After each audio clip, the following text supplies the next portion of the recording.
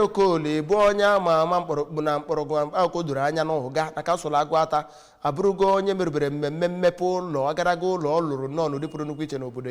ya bụ mmemme bụrụ nnọọ nke magburu onwe ya maka na a nọrọ na-eri na-aṅụ mmọnwụ dị iche iche na-agbagasị ndị mmadụ na-enwe aṅụrị. Onye nta aka bụ Kenechukwu Chukwudị wetara anyị akụkọ a.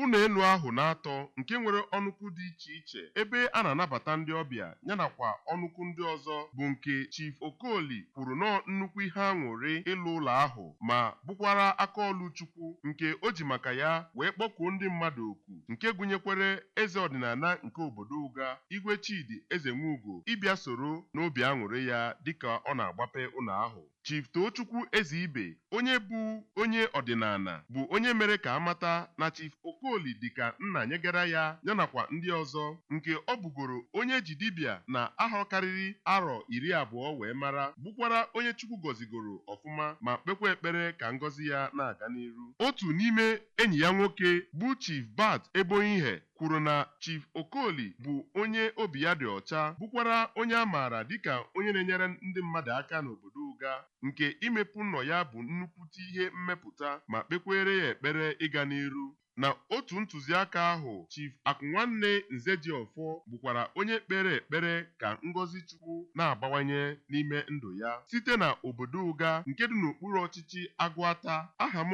bụ Kenechukwu Chukwudị n'akụkọ ụwa ABS.